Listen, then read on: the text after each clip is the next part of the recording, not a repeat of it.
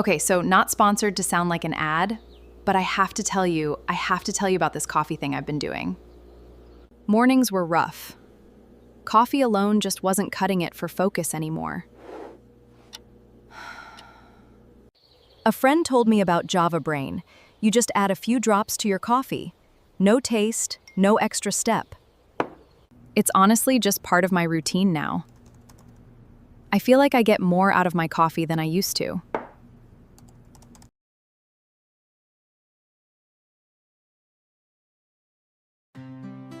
I've been testing Java Brain for about 2 weeks now. Here's my honest review. It's a tasteless drop-in you add to your coffee. No weird taste, no change to your routine. That part's true. Worth a try if you're curious. Links in description below.